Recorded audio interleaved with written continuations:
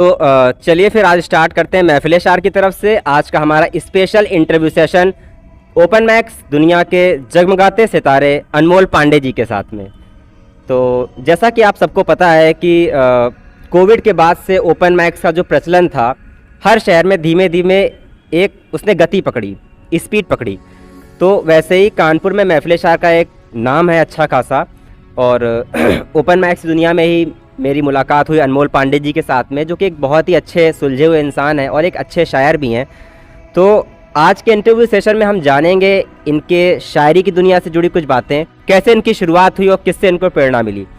तो अनमोल पांडे जी, मैं आपसे ये जानना चाहता हूँ कि ऐसी एज में फिर शायरी की तरफ आपका जो एक रुझान होना, फिर इतनी दर्द भरी और बेहतरीन शायरी को लिखना और बोलने का लहजा ऐसा कि सामने वाले के आप दिल में घर कर लेते हैं। कम बोलते हैं लेकिन जो बोलते हैं बहुत ही सॉलिड बोलते हैं, और इसीलिए ओपन माइक्स में जाने भी जाते हैं।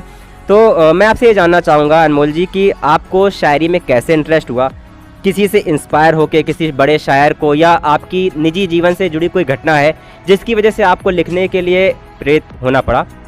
एक्चुअली ऐसी कोई मेरी कोई कहानी नहीं रही है। मतलब पहले क्या होता था कि करीब 1-1.5 साल पहले मैंने लिखना स्टार्ट किया था, और लिखने से पहले मैंने सुनना स्टार्ट किया था, बिकॉज़ मुझे लगता है कि लिखने से पहले आपका सुनना ज़्यादा ज़रूरी है आपको।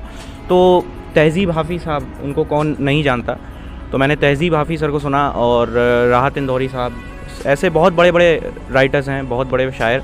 तो इनको जब आप सुनते हैं तो एक अलग ही पॉजिटिव वाइब्स आती हैं, बहुत ही मतलब अलग लेवल का लिखते हैं वो। तो मुझे ऐसा लगा कि फिर मुझे भी लिखना चाहिए। तो मैंने इसलिए सुनना स्टार्ट किया, और ज़्यादा सुनना, जितना सुनता था उससे ज़्यादा सुनना स्टार्ट किया। और फिर एक टाइम पर मुझे ऐसा लगा कि अब मुझे लिखना चाहिए, तो मैंने फिर लिखना स्टार्ट किया। और लिखने के बाद करीब 1 साल बाद मैंने इवेंट्स में जाना स्टार्ट किया, और धीरे धीरे जितना भी थोड़ा बहुत प्यार लोगों से मिला, उसकी वजह से आज आपके इस इंटरव्यू सेशन में मैं यहाँ पर बैठा हूँ। तो मैं आपसे जानना चाहूँगा कि आपने ओपन माइक की दुनिया में जो कदम रखा, तो आपने जो अपनी पहली शायरी लिखी थी, क्या आप हमारे दर्शकों को बता सकते हैं कि आपने किस साल में लिखी? एक्चुअली पहले जो सबसे पहले मैंने लिखी थी, मुझे कुछ अच्छे से याद तो नहीं है, बट ऐसे थी कि आज फिर बारिश आई है और तेरी याद लाई है। इन चाय की चुस्कियों को मैं लिए जा रहा हूँ और तुझे याद किए जा रहा हूँ। इन पानी की बूंदों ने मुझे तेरी झलक दिखाई है, आज फिर बारिश आई है और तेरी याद लाई है। अनमोल पांडे जी, मैं आपसे जानना चाहूँगा कि ओपन माइक की दुनिया में जैसे कि हर शायर अपना, आज के ज़माने में इंस्टाग्राम बहुत ही ट्रेंडिंग पे चल रहा है, जहाँ पे शायर वगैरह अपने लफ्ज़ों को दूर दूर तक लोगों तक पहुँचा रहे हैं और उनके काम को काफ़ी सराहा भी जा रहा है। तो जैसे कि मेरा इंस्टाग्राम हैंडल खड़ूस शायर के नाम से है, तो वैसे आपका इंस्टाग्राम हैंडल मिस्टर दशानन के नाम से है। वैसे हमारे समाज में, हमारी सोसाइटी में दशानन रावण होता है, और जिसका एक निगेटिव रोल है। तो आपको नहीं लगता कि आपने अपना इंस्टाग्राम हैंडल जो एक निगेटिव नाम रखा, तो मतलब इसके पीछे की क्या कहानी है, या आप इससे मतलब किस हद तक जुड़े हैं, कैसे जुड़े हैं? एक्चुअली इसके पीछे मुझे एक स्टोरी, आप सभी ने रामायण सुनी होगी, है ना, रामायण देखी होगी, टीवी पे आती है। तो मैंने एक चीज़ नोटिस करी है, और वो ये है कि आप सभी को मालूम होगा कि जब लक्ष्मण जी, राम जी, सब लोग वन में होते हैं, तो शूर्पणखा, वो उनकी नज़र लक्ष्मण जी पर पड़ती है, और फिर वो यही कहती हैं कि भाई हमसे शादी कर लो, ऐसा वैसा। तो उन्होंने कहा कि भाई मेरी पत्नी है पहले से, और फिर उनकी नज़र राम जी पर गई। तो यही चीज़ें हुई उनके साथ भी कि भाई मेरी पत्नी है, ऐसा है वैसा है। फिर शूर्पणखा ने कुछ उल्टा सीधा बोला, और लक्ष्मण जी ने फिर नाक काटी।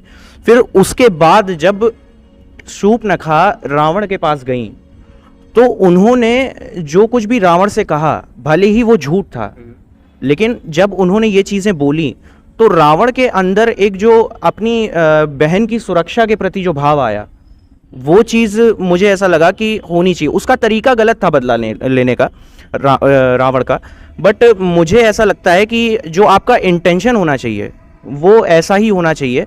और जहाँ तक रही बात आज की दुनिया की, तो आज की दुनिया में राम तो देखिए कोई नहीं बन सकता, राम कोई नहीं बन सकता, लेकिन आप अपनी बहन बेटियों की सुरक्षा के लिए आपका जो इंटेंशन होना चाहिए वो रावण जैसा होना चाहिए। इसलिए मैंने ये मिस्टर दशानन के नाम से अपनी इंस्टाग्राम आईडी पे तो मैं अनमोल पांडे जी आपसे सहमत हूँ कि अगर किसी भी बुरे इंसान से कोई भी अच्छी क्वालिटी है वो अगर हमें मिल सकती है, हम उसको सीख सकते हैं, तो इसमें कोई बुराई नहीं है।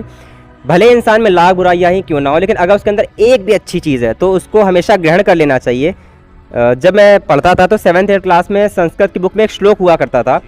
वो श्लोक तो अभी मुझे मेमोराइज नहीं है पूरी तरीके से, लेकिन उसका हिंदी अर्थ मुझे पता है। उसमें ये बताया गया था कि बुरी से बुरी चीज़ में भी अगर 1% भी अच्छाई हो तो उसको ग्रहण करने में कभी भी संकोच नहीं करना चाहिए। तो आपकी जो ये सोच है कि रावण जैसे बैड कैरेक्टर से, विलन कैरेक्टर से आपने उससे एक अच्छाई सीखी कि हमको अपनी बहन बहू बेटियों की इज्जत के लिए अगर भगवान से भी लड़ना पड़े तो उसमें हमें एक बार भी सोचना नहीं चाहिए। बहुत ही शानदार बात कही है आपने, एक बार जोरदार तालियां हो जाए अनमोल पांडे जी के लिए। तो जैसा कि कहा जाता है कि इंसान लिखना अधिकतर तभी शुरू करता है जब उसका दिल टूट जाता है, और दिल टूटने के बाद ही जब वो अपनी बातें किसी से कह नहीं पाता, किसी से शेयर नहीं कर पाता, तब वो लिखना शुरू करता है। और खासकर ऐसा भी माना जाता है कि जब जिसके लिए हम लिखते हैं वास्तविकता में उसको कभी उस हद तक सुना ही नहीं पाते। ऐसी मेरी एक शायरी भी है कि मुझे नाम और इज्जत कुछ इस कदर कमानी है, रुपए पैसे की ताकत कुछ लोगों को दिखानी है, और जिसके लिए लिखा इतना उसको सुना नहीं पाया, मगर अपने शेरों पे ताली अब उसके शहर से बजवानी है।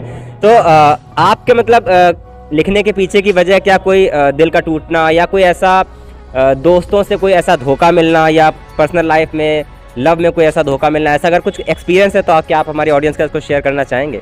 देखिए, मेरे हिसाब से ये जो कहा जाता है कि शायर हमेशा टूटने के बाद ही लिखना शुरू करता है, तो मेरे हिसाब से अगर मैं सीधी बात कहूँ तो काफ़ी हद तक सच्चाई है कि इंसान हमेशा टूटने के बाद ही लिखना शुरू करता है। मतलब कुछ एक्सपीरियंस पर लिखता है, अपने एक्सपीरियंस पर लिखता है, लेकिन ये कह देना कि इंसान टूट कर लिखता है, ये मेरे हिसाब से गलत होगा।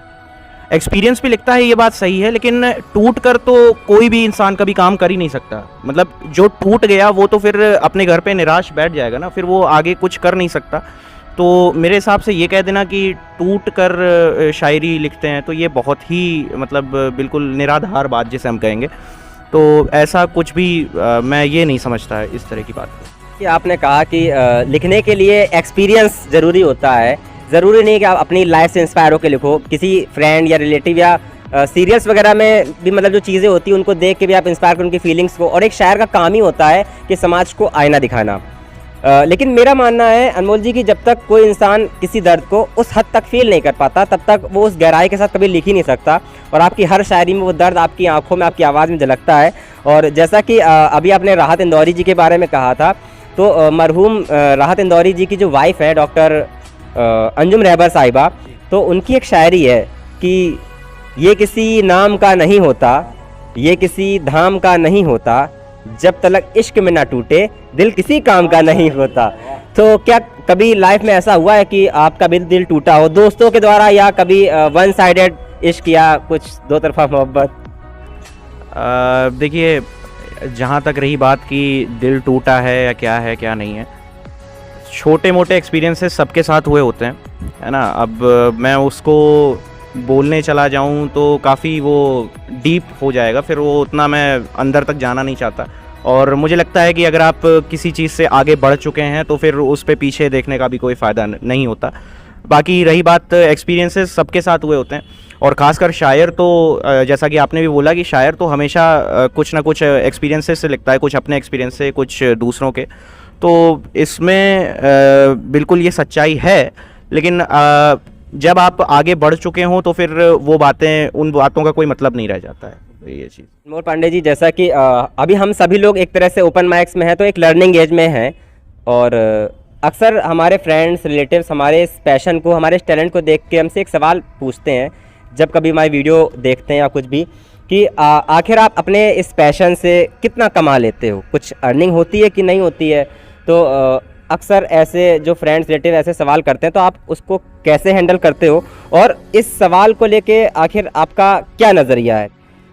देखिए, मेरे हिसाब से मुझे जो लगता है, और सभी लोग ये चीज़ बोलते हैं, सबके साथ ये चीज़ होती है कि शायरी करते हो तो कितना कमा लेते हो, क्या ही हो जाएगा इससे।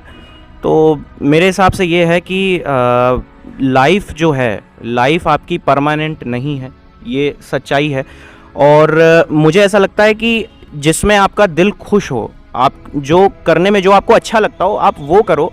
और रही बात पैसे के पीछे जाना ज़रूरी है, क्योंकि पैसा, आपने पॉडकास्ट भी मेरे सुने होंगे तो उसमें भी मैंने ये चीज़ बोली कि पैसा ज़रूरी है बट पैसा सब कुछ नहीं है। तो ये होता है ये चीज़। अब काफ़ी लोगों को ये चीज़ लगेगी कि ये सिर्फ एक फिल्मी बात है या कुछ है, तो ये भी सच्चाई है कि दुनिया में रहने के लिए पैसा ज़रूरी है, बट जब वो दुनिया ही परमानेंट नहीं है, आप समझ रहे हो इस चीज़ को कि दुनिया में रहना ही परमानेंट नहीं है, तो फिर इतना ज़्यादा पैसे के पीछे भागना, अपने पैशन के पीछे भागो। आप अपने पैशन के पीछे अगर आप भाग रहे हो तो पैसा आपके पास ऑटोमेटिकली चल के आएगा।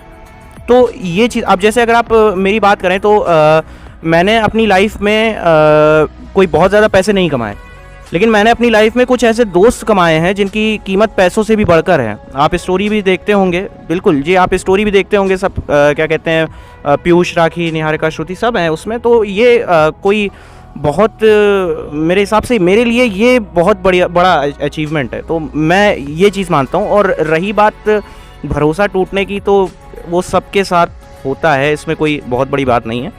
और पैसा सब कुछ नहीं है, पैसा ज़रूरी है जीने के लिए। तो आपको बस ये चीज़ है कि जिसमें दिल खुश हो वो काम करना चाहिए। आप सक्सेस आपके पास ज़रूर आएगी, तो ये चीज़ ज़रूरी है कि जिसमें आपका दिल खुश रहे वो काम कीजिए आप। तो अनमोल पांडे जी, मेरा अगला सवाल आपसे ये है कि कहा जाता है कि शायरी ज़िंदगी के हालात जो होते हैं, हमारी ज़िंदगी के जो हालात होते हैं, जो तजुर्बे होते हैं, उन्हीं से कहीं ना कहीं से निकल के आती हैं। तो एक शायर के नज़रिए से आप ज़िंदगी के बारे में क्या सोचते हैं? आपके लिए ज़िंदगी क्या है और इंसान को ज़िंदगी किस तरह से जीनी चाहिए? आपकी इसके बारे में क्या राय है? देखिए, सबसे पहली चीज़ तो ये है कि लाइफ में इतनी जो भागा दौड़ी है सबकी लाइफ में, कोई किसी चीज़ के पीछे भाग रहा है, कोई किसी शख्स के पीछे भाग रहा है, कोई पैसों के पीछे भाग रहा है, कोई कहीं भाग रहा है। तो सबसे पहले रुकना बहुत ज़रूरी है, और रुक के अपने आसपास की चीज़ों को महसूस करना, उन्हें जीना, वो ज़्यादा ज़रूरी है। आप भागना ज़रूरी, आपको रुकना नहीं, आगे बढ़ते रहिए। लेकिन आप अगर सिर्फ रोबोट की तरह अगर चले जाएंगे तो उस ज़िंदगी का भी कोई मतलब नहीं है। आप भले ही कल को वहाँ पहुँच जाएं जहाँ आप चाहते हैं, लेकिन आपने एक वेब सीरीज़ देखी होगी एस्पिरेंट्स, तो उसमें ये चीज़ बहुत गहरी बात लास्ट में बोली गई थी कि कोई फ़र्क नहीं है स्ट्रगल करने में और सब कुछ मिल जाने में। तो वहाँ उस फेज़ में अगर आप पहुँच गए तो आपको फिर एक रिग्रेट आ जाएगा अंदर कि यार मैं आज सब कुछ मिल गया है मुझे, लेकिन फिर भी एक खालीपन सा है। तो वो खालीपन उस पास्ट का होता है, और वो पास्ट का खालीपन आप कभी दोबारा भर नहीं सकते हो। इसलिए मेरे हिसाब से जहाँ पर हो आप इस टाइम, सबसे पहले उसको जीना ज़रूरी है, हर मोमेंट को एंजॉय करना ज़रूरी है, और अपने ड्रीम्स पे काम करते रहिए। और लोगों से ज़्यादा इंस्पायर मत होइए, आपने सुना ही होगा, है ना। तो ये चीज़ें हैं। और ज़िंदगी में सिर्फ एक चीज़ सबसे पहले यही है कि जो मैंने पहले भी बोला था अभी थोड़ी देर पहले, कि पैसों के पीछे भागना ज़रूरी है, लेकिन पैसा सब कुछ नहीं है। तो मेरे हिसाब से अगर आप मान लीजिए 1 करोड़ भी महीने का कमाते हैं, जो मैंने पॉडकास्ट में भी बोला था कि 1 करोड़ भी महीने का कमाते हैं, लेकिन आपकी लाइफ में सुकून तब तक नहीं आएगा जब तक आप एक अंदर से वो फीलिंग नहीं होती कि खुश रहना है, बस खाली इंजॉय, ये नहीं कि आप रोबोट की तरह काम करे जा रहे हैं। क्योंकि लाइफ की जो प्रॉब्लम्स हैं वो तो तब तक रहेंगी जब तक आप जिंदा हैं, वो कभी ख़त्म नहीं हो रही।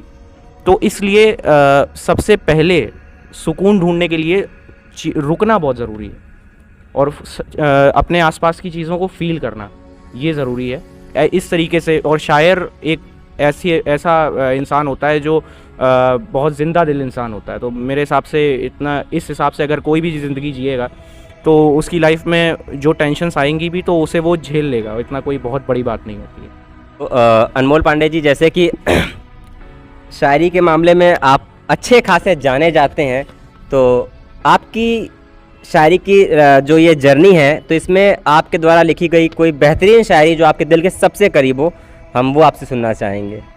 देखिए, वैसे तो मुझे बहुत सी शायरी अच्छी लगती हैं, लेकिन जो मेरे दिल के सबसे करीब जो मुझे लगती है वो ऐसे है कि तेरी याद में अब वक्त की बर्बादी नहीं करेंगे, कुछ भी हो अब ज़िंदगी अपनी आधी नहीं करेंगे, पर जब से छोड़ गई तुम हाथ मेरा उस बीच भरे बाज़ार में, तब से कसम ये भी खाई है कि शादी नहीं करेंगे। क्या बात।